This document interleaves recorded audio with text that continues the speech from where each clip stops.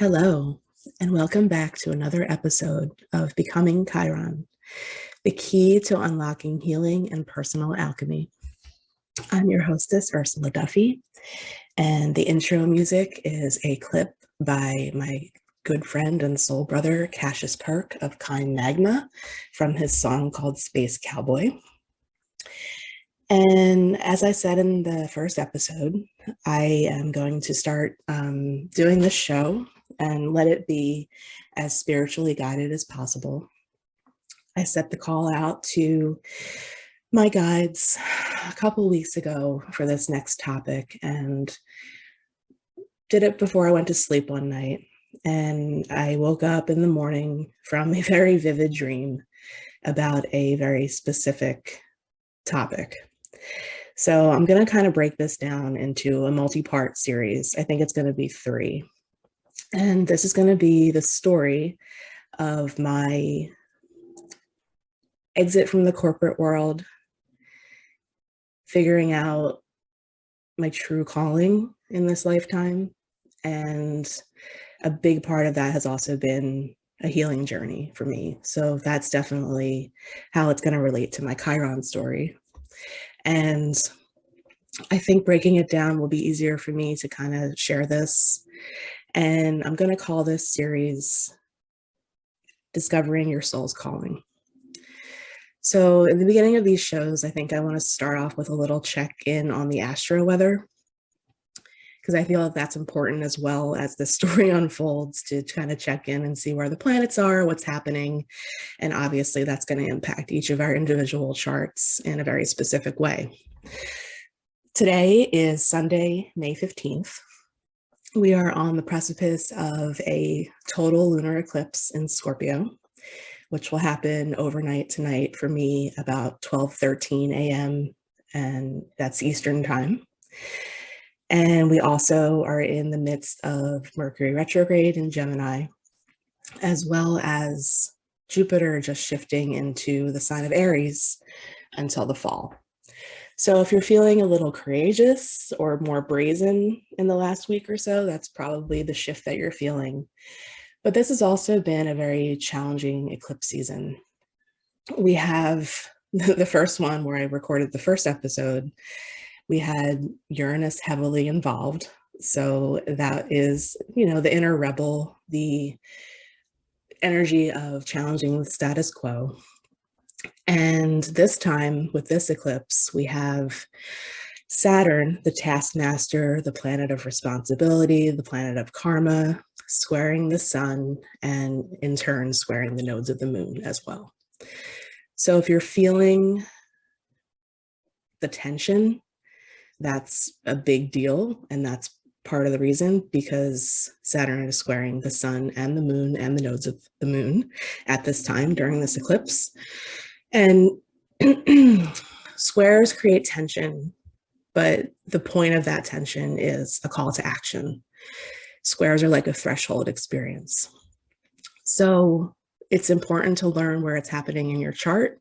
And it's also important to know how to harness the energy and get past the tension and turn it into something that you can use and an experience that you can move forward with and learn from it and act upon it. For me, this is an eclipse in my 7th house.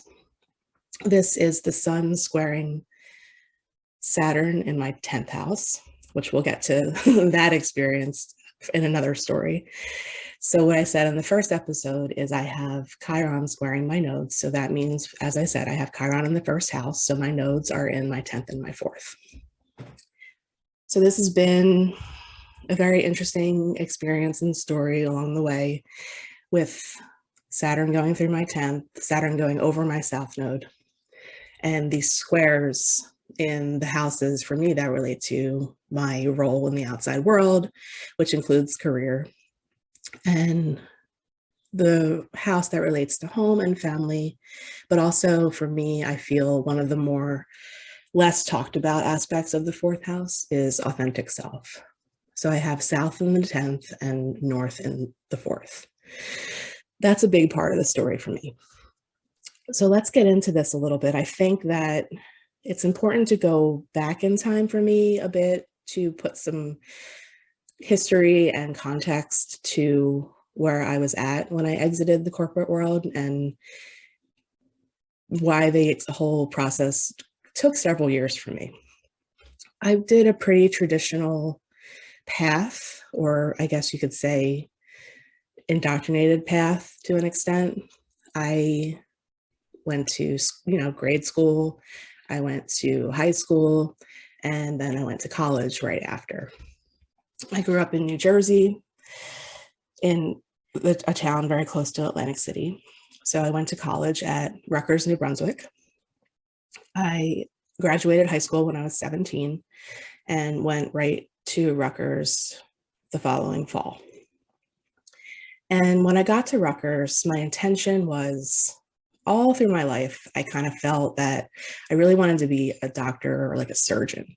I've always been very, very interested in the human body, anatomy and physiology. One of my favorite things to do was dissect things because I always wanted to know what was happening beneath the surface. I always loved to see the processes that just kind of make the body work, all of the systems, and I love to know what's going on behind the scenes. And I thought that that's really what I wanted to do. So when I got there, I chose my major as pre-med. And then I started attending my 101 classes, my 100 classes, and there were hundreds and hundreds of students. And I started realizing what was happening as they were really trying to just weed people out. And that didn't sit well with me. I found it to be a very mean process. I mean, I get it. I get why they do it. But for me, it just went against everything. And it wasn't a fun experience at all. So mid-freshman year, I believe second semester, I ended up changing my major to environmental and business economics. So economics just made sense to me. It's a system of balance. So that makes, I'm a Libra sun, so it's sort of just kind of naturally I fell into it. And I liked it. I enjoyed it. I had fun in my classes. I loved all my coursework. I had a minor in natural resource economics. I've always been very interested in conservation and, the environment and their impact and ecology and all of those things. So this was a better fit for me. So I went through, I worked my ass off. I worked really, really hard in college. The last 3 years, I think I got straight A's pretty much every semester. And it wasn't until my senior year that I really discovered something that I was very, very, very intrigued by and interested in. And that was what's called Geographic Information Systems, or GIS. So I found this, I think my first semester, my senior year, and I was just like, wow, this is so cool. And I just really got into the whole idea of the layering and making maps and the cartography. And it was just so cool how you could do like these operations with the geographic layers and all the things. So I graduated in the spring of 2002. And I did not really feel what most people did with the degree was what was my calling, I guess you could say. A lot of people went into finance and that kind of thing, and I just really wasn't into it. So I came home and I continued on at a local college, Stockton, and I got a certificate in GIS. So that took me an extra couple of years. At that time, I had been working in a veterinary office, and I was still working there when I graduated and continued on while I was studying GIS at the local school. So I got my certificate and entered the field through an internship in the fall winter of 2004. And I got my first job in the GIS field in, I think it was the summer of 2005. And it was in an office. I left the veterinary job for what I thought was going to be my career. And it was a typical, your 40-hour week, typical corporate job. And I was there for several years. And then the whole housing crisis hit. It was an engineering company. And the whole housing crisis hit in 2008, and I ended up getting laid off in August of 2008. So I was on unemployment for about a month and a half, and I found another job at another engineering company. And I was there for a little over a year. It was very far away, and I just wasn't really happy there. So I found another job that was local and much more stable as a contractor for the federal government. And I went into that position in the fall of 2009, and I was there until August 13th. It just happened to be my last day was Friday the 13th of 2021. So it's been pretty recent. It's been 9 months, and I'll share a funny story at the end of the episode about something that typically happens with retrogrades that I just got a real kick out of that just happened on Friday, because this was another Friday the 13th this past Friday. So I'm chugging along in this job.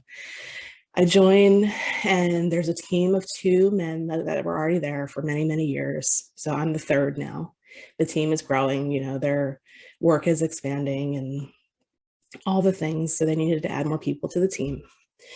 So I got there, and I, like I said, in college, I worked my butt off. So that translates to my job as well.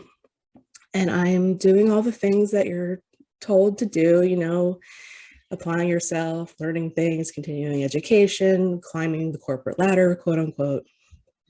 And I was happy there.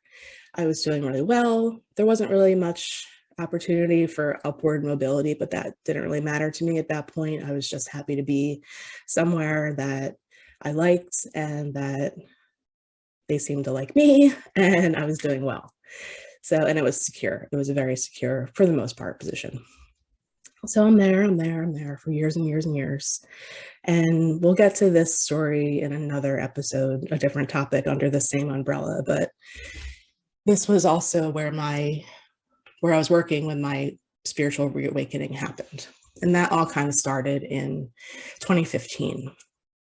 And that was more intuitive development, learning how to work with my intuition, work with my chakras, as I talked about in the first episode, and connect with spirit on my own and learn how to recognize synchronicities and signs. I went to psychic school for a month when this all kind of started, and I started practicing readings and that kind of thing. And it was just really something I was kind of doing in my spare time.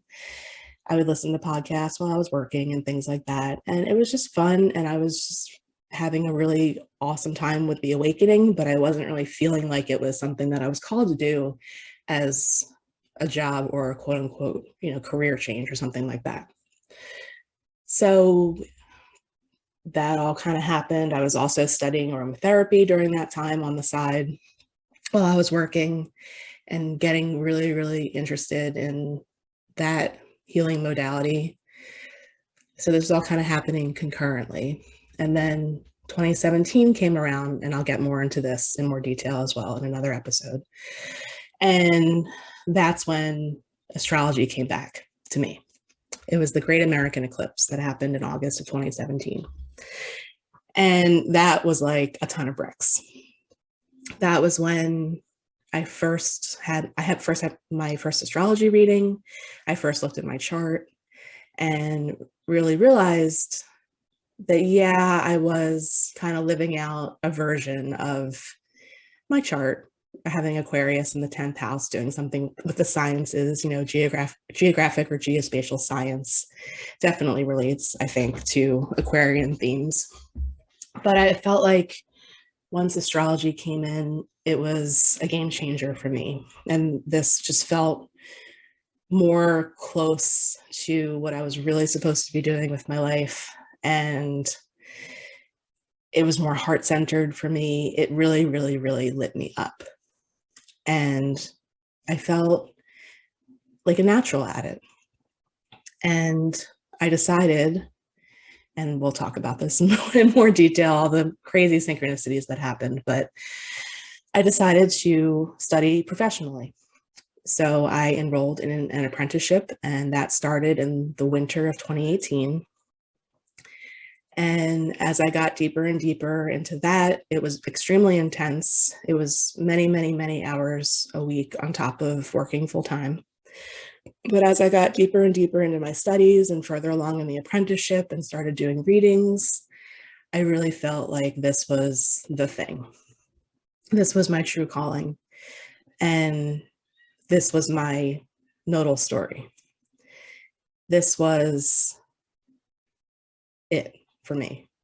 And it was a very difficult and challenging process to go through learning this, knowing this, resonating with this, feeling this so deeply in my bones that I knew that I had to figure out a way to get out of the corporate world. And there was many, many, many ups and downs and highs and lows and lots of deconditioning that I went through in this process. There was also during that time in 2018, a Mars retrograde in Aquarius, which is my 10th house, as I've mentioned. So Mars energy really gives you a calling into your warrior spirit, and it separates, Mars energy separates. So Mars going over my South node was part of this process. So really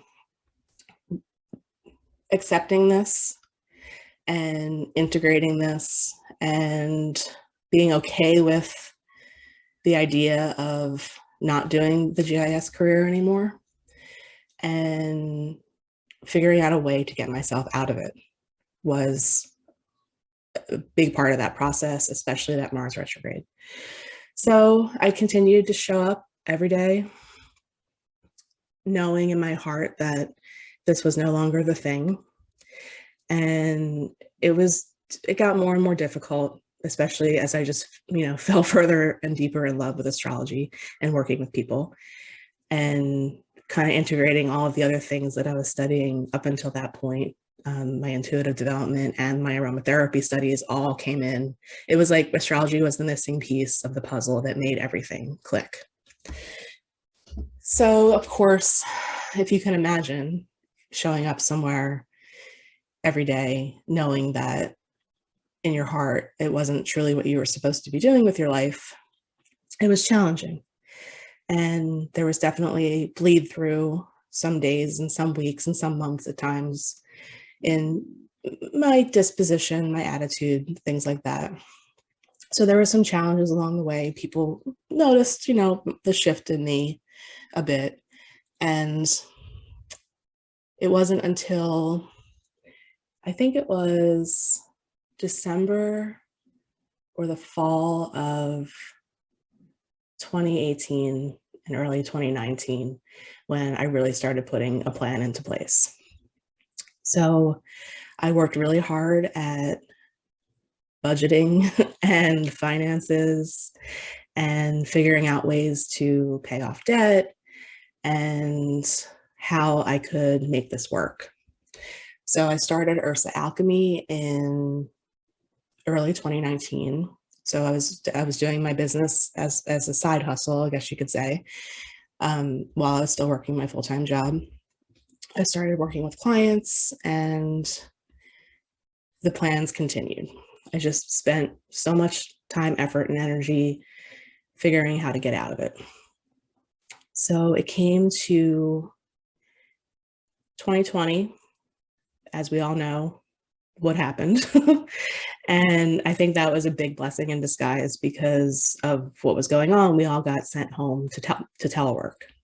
So I was able to get myself out of at least the office environment that was very difficult. It was like cubicle land. If anyone out there listening works in an office or in a cubicle or for the government or anything, I'm sure that you can share in some of my experiences as far as having people around you all day long that are rude, that don't know how to work with people. At this point, the team had grown to 6 or 7 people, and every person along the way, since I was, the third one that came on in 2009, I took them under my wing, I trained them, I integrated them. That was part of my responsibility, was to get everyone acclimated, and if there was anybody brand new, to teach them the ropes. And teaching became a big part of my job and training other people as well. So 2020 came, we got sent home, and I really got to sit with being out of that environment and that whole situation. I'm sure most people can relate if you had this same experience being sent home. We all had a chance to kind of press pause and to really hone in on being in our own energy and what we were doing in our jobs with our lives. Like, is it the right thing? And that was really the hitting the nail on the head was when I got out of the physical environment. So I continued with my plans. My husband and I moved to make our cost of living lower. There was a lot of effort in making this happen. So, and I was told all along the way by people, because it's an arduous thing. It's, how do I get myself out of this job? How do I get myself out of this career? How do I go against what I've spent so many years of my life doing? And everyone kind of told me that I would know when the time was right. And they were all right. I didn't believe it at the time, but they were all right. And it came to July of last year when I really knew that it was time, even though I was energetically ready well before then. So I put in my notice, which was incredibly difficult to do. At this point, I had been there over 11 years, but I did it. I wrote the letter and I did it. And I ended up staying on for 3 weeks rather than the standard 2. And my last day, like I said, was Friday the 13th in August. And that was it. And if you work in the corporate world, if you are somebody who feels like, I'm just going to say this because I think it's important. If you feel like if you're working in a corporate world where you're in a corporation with thousands of employees, I'm just going to say that they don't care about you. It might be somewhere that you work that's a little bit different, and I'm, good for you if it is a situation like that and you do feel cared for. But upon my exit, I really learned the truth. And especially from some of the people that I worked with, that I had been working with the entire time, that were there, along the way, the whole time. Some of them didn't even bother to send me as much as an email as a good luck, like not even a don't let the door hit you in the ass on the way out. And it was a real eye-opener as far as corporate life in general. And it just, at this point, out of the situation, felt like the whole time I was just kind of a cog in the wheel that was just, part of their money-making machine. And I did learn along the way that the amount that I was paid and the amount that they charged for my services was drastically different, and kind of gross when I really learned the details of all that.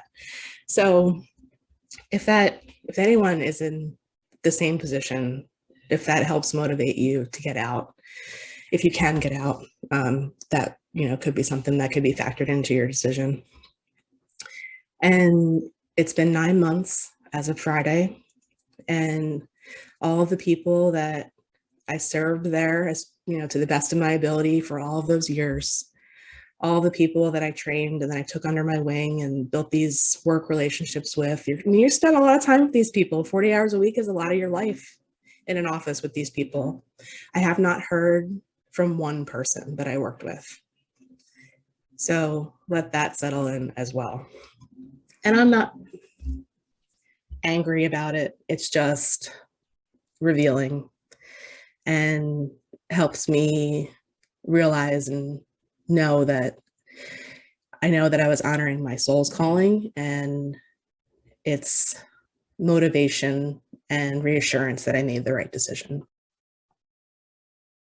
The funny story that I wanted to share too with Mercury retrograde is on Friday the 13th, it just so happens that for some reason I'm still on the emergency notification list for where I used to work. And I got 5 voicemails, calls, several emails, and many, many text messages from where I used to work with an emergency broadcast. So that's just another funny, just remember, your decision, remember why you left, reassurance as to, why you're not there anymore. It was just hilarious that it happened during the Mercury retrograde. These things happen during Mercury retrogrades. Things like friends can come back into your life, or you can get reminders of situations that you can revisit to help you integrate more of the experience, or why you left, or things like that. So I just thought that was hilarious and a nice Mercury trick and joke as to the timing and it being just on the next Friday the 13th. When we're talking about Mercury retrogrades, we're also quote unquote burning off the experiences from the last one where the Mercury cycle started. Mercury cycles begin during the retrograde when Mercury is in the heart of the sun at the same degree. So the last Mercury retrograde that happened in Aquarius was in my 10th house. So this one's now in my 2nd, and it's just interesting that that came up during this one while we're in the part of the cycle where we're kind of burning off the last one.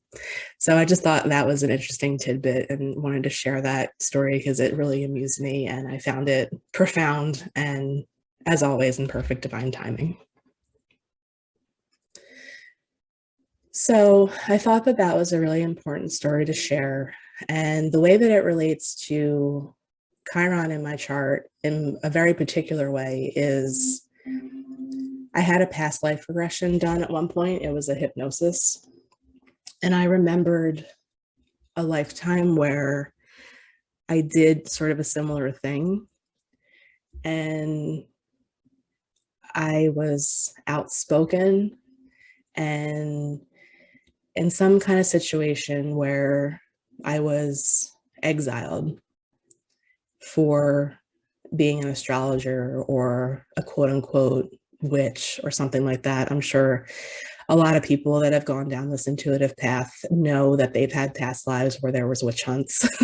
And part of the healing process for me was returning home to myself and being okay with that and honoring it and severing and cutting the ties to things that were out of alignment for me. And the biggest one was the corporate job. So that's the first part of the story that I wanted to share. If you are in a similar situation or have done a grand exit from the corporate world, congratulations. I feel you, I see you. If you want to share with me, I would love to hear from you, especially how it relates to your Chiron placement. I find it very interesting how these things kind of all click into place in the perfect divine time. This was also, I'll share more details about this as well, but this is really important. This has been part of my quote unquote midlife transits, which happened to everybody from the age 38 to like 42. So this really, the pressure was on for me when my Uranus opposition kind of started, because when Uranus moved into Taurus in May of 2018, Uranus moved into my first house. As I mentioned in the first episode, I'm a Taurus rising. So this has been, and Uranus hasn't even opposed itself yet for me. It's only at 14, 15 right now, and my Uranus is like 20 something of Scorpio. So this has been pressure on to be who I am and rebel a little bit against the indoctrination. And it's kind of been, I call a early onset midlife crisis. So it's also part of my Pluto square, Neptune square, all of the things that happen. And then the whole astrology coming back in was a huge part of my nodal return when I turned 38. So I think I'll get more into detail as far as the specifics of the Pluto square, the specifics of the Neptune square, house to house, and those things and how that relates and intertwines. There's a lot of intertwining parts of this story. So I just wanted to touch on the corporate exit first, as that was the dream that came to me when I put out the call, as I mentioned in the beginning. And if you're listening, if you're tuning in, like I said, I'd love to hear from you. And if you have a similar story, if you want to share anything with me that I can share with the audience at some point about your Chiron placement, your own healing journey with exiting the corporate world, or anything that you want to share, I'd love to hear from you. It's ursaalchemy@gmail.com. My website is ursaalchemy.com, and I'm also on seagoddesshealingarts.com. And I just want to say thank you for your time and thank you for listening. And we will talk next time. And I think I'm going to sign off every show now with "Be a Maverick," because Chiron was a maverick and we're dealing with that maverick energy. So I think that'll be the sign off. So thank you for listening, and be a maverick.